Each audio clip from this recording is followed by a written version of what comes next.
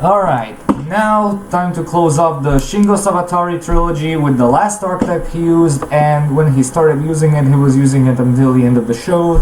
That being Abyss Actors, the pendulum spamming archetype, well, heavy pendulum spamming archetype, since Yosenju was also a pendulum archetype to an extent, but didn't really it wasn't really that focused on it. Well, these are just pure pendulum monsters because all of their main deck monsters are pendulum monsters. So yeah, Abyss Actors, when I saw them, I really thought they were gonna be an anime exclusive archetype because their aesthetic was just, I don't know how to describe it, but yeah, I really thought that they were gonna remain an anime exclusive archetype. But here they are in the TCG and OCG, and it's time to take a look at them. Let's start with their first monster, that being the level 1 Abyss Actor Funky Comedian. It's a scale 8, and its pendulum effect is that once per turn you contribute 1 Abyss Actor monster to then target 1 Abyss Actor monster you control. It gains attack equal to the original attack of the tributed monster until the end of this turn, even if this card leaves the field. Its monster effect that if this card is normal or special summoned, you can make this card gain 300 attack for each Abyss Actor monster you control until the end of this turn.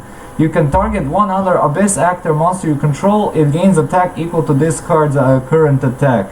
Until the end of this turn, this card cannot attack the turn that this effect is activated. You can only use this effect of Abyss Actor Funky Comedian once per turn. The monster effect is among one of the most insignificant and restrictive battle boosts I have ever seen, while the pendulum effect is actually pretty decent because you can actually they have quite a few monsters with massively huge attack points, so they can boost a certain other playmaker monster of theirs to go over 5,000, so it's a pretty damn good card. Also, it can be frequently ran because of its high scale, because most of their monsters you want to summon a range between levels 3 and 7, so yeah, it's a pretty good card, and it's never ran at any less than 2. Next up we have Abyss Actor Extras, a scale 3, and its pendulum effect is that if your opponent controls a monster, you can special summon this card from your pendulum zone. You can only use this effect of Abyss Actor Extras once per turn. The monster effect is that you contribute this card, place 1 Abyss Actor Pendulum monster from your deck in your pendulum zone. Also, for the rest of this turn, you cannot special summon monsters except Abyss Actor monsters, nor activate the pendulum effect of Abyss Actor Extras. You can only use this effect of Abyss Actor Extras once per turn. The restriction effect of specifically Abyss Actor Extras was that placing this in your pendulum zone, special summon, pendulum summoning, special summoning this thing, and placing another copy of Abyss Actor Extras in order to prolong your special summon spree. So if it was like that, it would have pretty much seen the limitless pretty damn soon, because this effect could have been really abused in the link spam meta, so which is this meta, of course. So yeah, Abyss Actor Extras is a pretty damn good card because it can provide you with a free monster in a pinch if you're lacking with your pendulum summoning and other monsters on the field, if you want to make a quick and easy higher link monster. So yeah, Abyss Actor Extras is run at least at 1 copy, and two is an optimal number in my opinion. Next up we have their first level 2, Abyss Actor Trendy and Understudy, and it's a scale 8 and a pendulum effect. When you pendulum summon a monster, you can add 1 face up level 1 or 8 Abyss Actor Pendulum monster from your extra deck to your hand.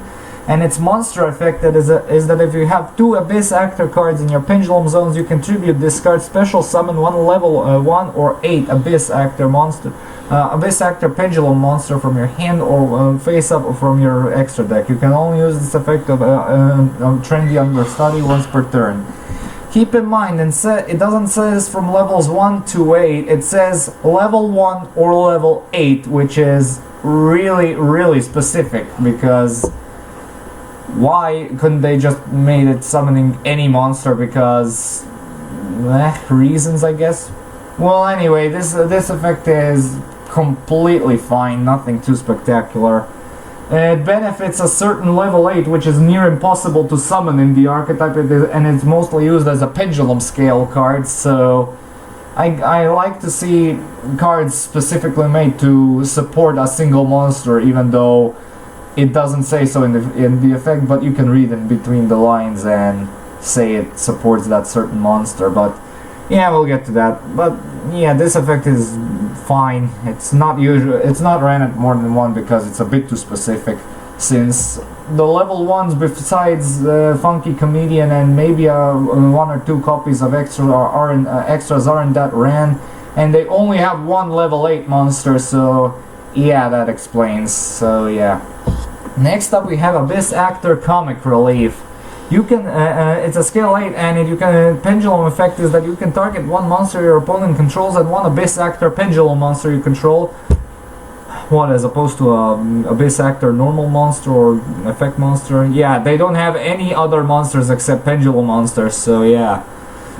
And yeah, switch the control of those targets, then destroy this card. You can only use this effect of Abyss Actor Comic Relief once per turn. And its monster effect is that you take no battle damage from attacks involving this card. Once per turn during your standby phase, give control of this card to your opponent. Once per turn, if control of this card is changed, activate this effect. This card's controller can destroy one set Abyss script spell in their spell and trap zone.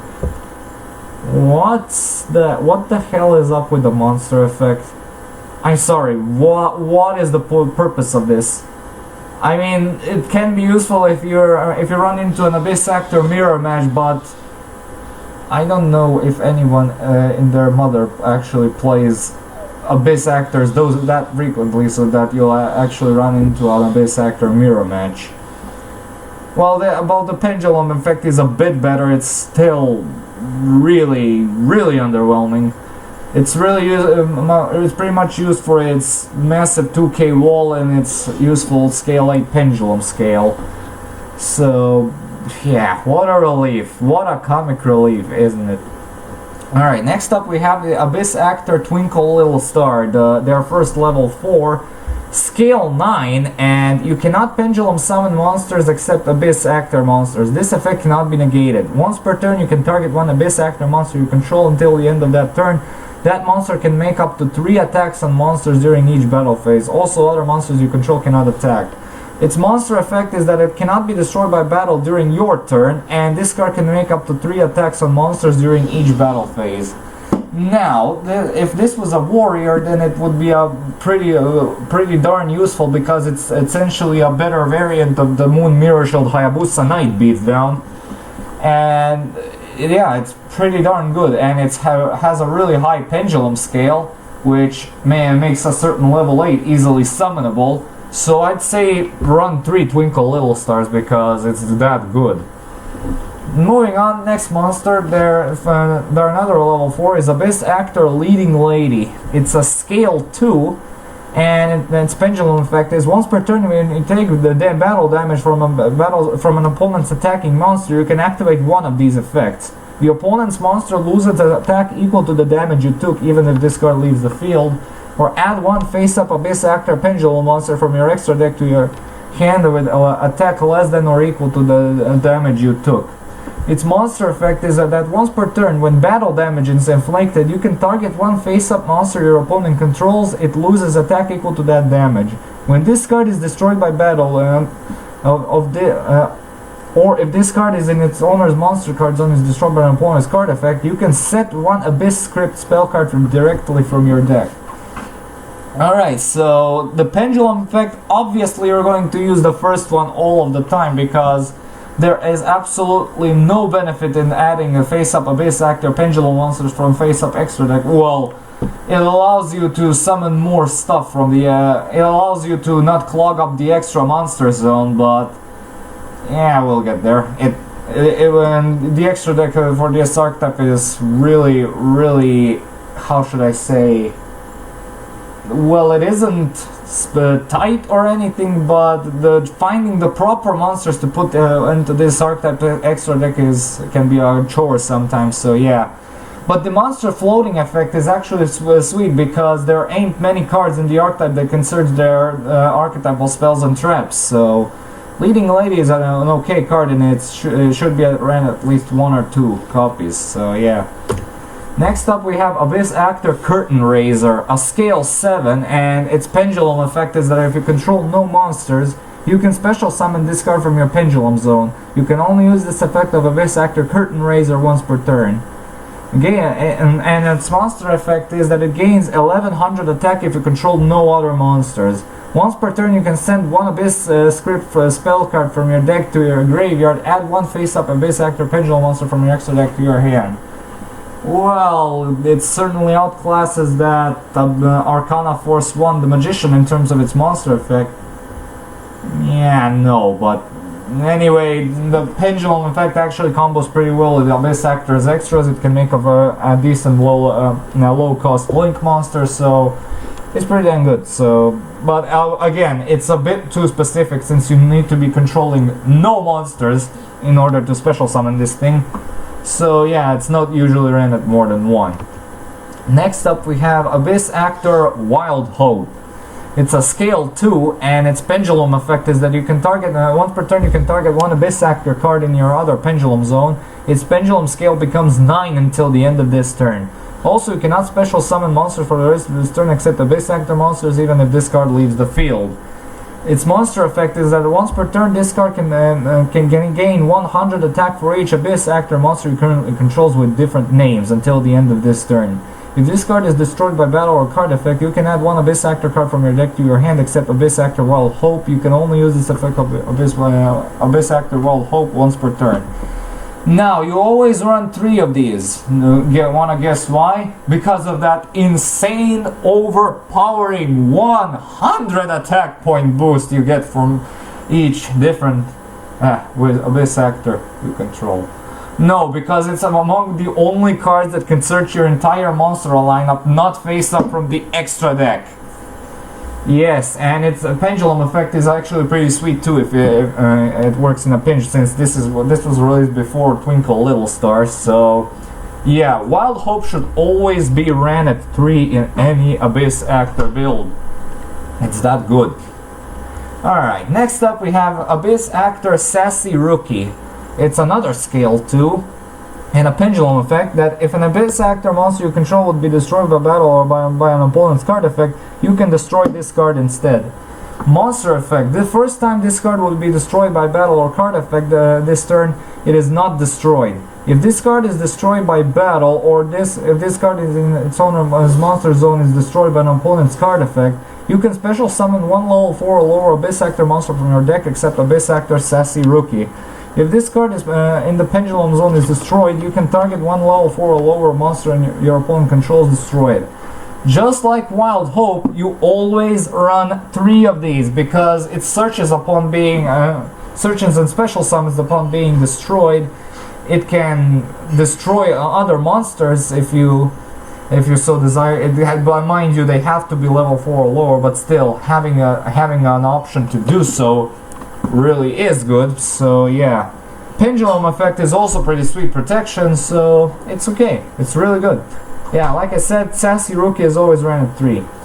Moving on to their tribute material, now we have their first tribute monster, Abyss Actor MELLOW Madonna, a level 7, and it's 2 tribute monsters. Yeah, it's a scale 0 monster, which is a really rare scale to see. Other monsters I can think of that have a scale 0 are Pendulum Mucho and Supreme King Gate 0. And you can, and pendulum effect is that you can pay 1000 life points to add one Abyss Actor Pendulum monster from your deck to your hand except Abyss Actor MELLOW Madonna. Also, you cannot special summon monsters for the rest of this turn except Abyss Actor Pendulum monsters, even if this card leaves the field. You can only use this effect of Abyss Actor MELLOW Madonna once per turn. And its monster effect is that it gains 100 attack for each Abyss script spell in your graveyard. You can only use each of the following effects of Abyss Actor MELLOW Madonna once per turn. When your opponent's pendulum monster is destroyed by battle, you can special summon this card from your hand. If an Abyss script spell card or effect is activated, you can special summon one level 4 or lower Abyss Actor pendulum monster from your deck, but return it to the hand during the end phase. While the monster effects can be quite decent every 5 to 6 duels, its pendulum effect is what makes this thing a 3-off staple in the deck. Even the awesome scale 0 pendulum effect, which allows you to pendulum summon level 1 monsters, such as Funky Comedian, or extras. Yeah, but regardless, you run this at 3 because, I mean, it's free searching once per turn. Mind you, it does cost 1000 life points to perform a search. But, yeah, it can be a tad too specific if you don't open up very well and your opponent OTKs you in the first turn if he's playing a burn deck. But that doesn't tend to happen if in an Abyss Actor matchup. So, yeah, Mellow Madonna is a 3-off staple. Alright, now moving on to one of their final 2 playmakers. First up being Abyss Actor Superstar. It's a scale 3, and its pendulum effect is that once per turn you can tribute 1 Abyss Actor monster, then target 1 Abyss script spell card in your graveyard and add it to your hand. Its monster effect is when normal or special summoned, your opponent's spell or trap card's effects cannot be activated. Once per turn you can set 1 Abyss script spell card directly from your deck, but it is sent to the graveyard during the end phase. Now, when I say this was a playmaker, I said because it searches out their spell and trap lineup once per turn, which is something the other monsters are lacking in this aspect. The pendulum effect is never used. I mean, literally never used. Well, the monster effect is actually pretty decent, so yeah. Abyss Actor Superstar is usually ran at 2 max. And their final monster and their level 8, that being Abyss Actor Evil Heal. It's a scale 1, and its pendulum effect is that once per turn you can tribute 1 Abyss Actor monster, then target 1 face-up monster your opponent controls. It loses attack equal to the original attack of the tributed monster till the end of this turn, even if this card leaves the field. Its monster effect is that if this card is normal or special summon, you can target 1 face-up monster your opponent controls. It loses 1000 attack for each Abyss Actor monster you currently control, until the end of this turn. When this card destroys an opponent's monster by battle and sends it to the graveyard, you can target 1 Abyss script spell card in your graveyard, set that card. So I am thankful for Trendy Understudy and some other and Wild Hope for making this thing insanely easier to summon, since this is actually a pretty damn good card in terms of attack reduction, since if you open up very decently, you're bound to have like 5 Abyss Actors on your field straight away, so that's 5000 attack drainage straight into the opponent's face. The pendulum effect tended to be used well before Twinkle Little Star and a Leading Lady were released. And yeah, then Leading Lady and Twinkle Little Star's effect actually outclassed this effect by far miles, so the pendulum effect is not usually used all that often, so yeah, but still, I would not recommend running it at more than 2, even more than 1, because it can be a little too bricky for my taste, and you don't want bricks in your hand. Well, you can always send it to the graveyard with trade-ins, so yeah, that's a thing. Well, anyway, the ratio of running this thing is purely by preference, so yeah, you decide on that one. Moving on to their spell and trap lineup, let's start off with their field spell Abyss Playhouse Fantastic Theater. You can reveal 1 Abyss Actor Pendulum monster and 1 Abyss script for the spell from your hand. Add 1 Abyss script for a spell from your deck to your hand with a different name from that revealed spell. While you control a Pendulum summoned Abyss Actor Pendulum monster, your opponent's activated monster effect becomes destroy 1 set spell or trap your opponent controls. You can only use each effect of Abyss Playhouse Fantastic Theater once per turn. Well now, this search effect is actually really dang good. Why? Because the cost is practically non-existent if you play your cards right. Because it's actually a better searching engine than Mellow Madonna even. And yeah, so the field spell, like I said, it's extremely searchable. There's terraforming, and you should always run it at 3. And but I like to pay attention to the effect that says that changes the opponent's effect to specifically destroy one set spell or trap your opponent controls, which is really funny to me because there aren't many cards. I think this is the only card in the entire game that has the changing the effect to something really specific in its effect text. So I like unique stuff, but I don't know why you would want to destroy your own spell and trap lineup. But yeah, Abyss Playhouse should be always ran at 3 because it's searchable. It's a fantastic field spell, so yeah, go wild with it. Next up, we have their first Abyss Script, Abysstainment. It's a continuous spell, and you can tribute one Abyss Actor monster, target one Abyss Script in your Abyss Script spell in your graveyard. My god, that's a tongue trap. Set it to your side of the field. You can only use this effect of Abyss Script Abysstainment up to twice per turn. If this card is in its owner's control is destroyed by an opponent's card or effect, and you have a face-up Abyss Actor Pendulum monster in your extra deck, you can special summon any monster or number of Abyss Actor Pendulum monsters from your deck. Alright, so this is what the destroying your back row was supposed to ensure. Floating effects, huh? Well, anyway, it's perfectly serviceable, and yeah, the ratios are about the 2 max, or 1 or 2 per, if you ask me. That's my ratio for running this. Next up, we have Abyss Script's Fantasy Magic. Target one Abyss Actor monster you control. This turn, every monster that battles it but is not destroyed returns to the hand at the end of the damage step. If this card in its owner's control is destroyed by an opponent's card effect, and you have a face-up Abyss Actor Pendulum monster in your extra deck, you can target one card in your opponent controls, place it on the top of the deck.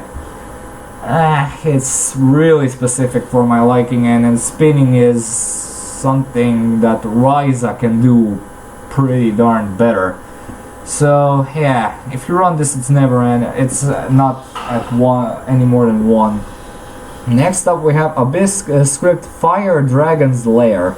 Target one Abyss Actor monster you control. If this card destroys your opponent's monster by battle this turn, your opponent banishes 3 monsters from their extra deck, their choice. If this set card in its owner's control is destroyed by an opponent's card effect, and you have a face-up Abyss Actor Pendulum monster in your extra deck, what? Sorry, I am trying to... I got messed up, just scrap that. Let's read it out again. Target one Abyss Actor monster you control. If it destroys your opponent's monster by battle this turn, your opponent banishes 3 monsters from their extra deck, their choice. If this set card in its owner's control is destroyed by an opponent's card effect, and you have a face-up Abyss Actor Pendulum monster in your extra deck, you can look at your opponent's extra deck, also banish 1 monster from their extra deck. Banish monster from their extra deck. You can only use this effect of Abyss Script Fire Dragon's Lair once per turn. Well, the disrupting extra decks is pretty darn nice, except this one has the audacity to banish set of monsters from the extra deck, which is very nice, I have to say.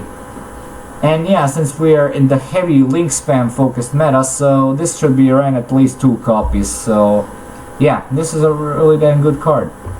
Next up, we have Abyss Script Opening Ceremony, and this card's effect is that you can gain 500 life points for each Abyss Actor monster you control. If this set card in its owner's control is destroyed by an opponent's card effect, and you have a face-up Abyss Actor Pendulum monster in your extra deck, you can draw until you have 5 cards in your hand. You can only use each effect of Abyss Script Opening Ceremony once per turn.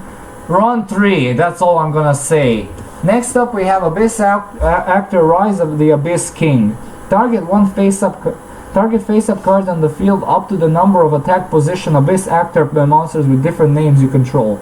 Destroy them, and if you control a level 7 or higher Abyss Actor monster, your opponent cannot activate cards or effects in response to this card's activation. If this card in its owner's control is destroyed by an opponent's card or effect, and you have a face-up Abyss Actor Pendulum monster in your extra deck, You can add up to 2 Abyss Actor cards or Abyss script spell cards with different names from your deck to your hand. Again, run 3. That's all I'm gonna say. It's free searching and it searches twice. So yeah. Next up we have the quick play Abyss Script Romantic Teller. And it says, return 1 Abyss Actor Pendulum monster your opponent you control to the hand, and if you do, special summon 1 face-up Abyss Actor Pendulum monster with a different original name from your extra deck in defense position.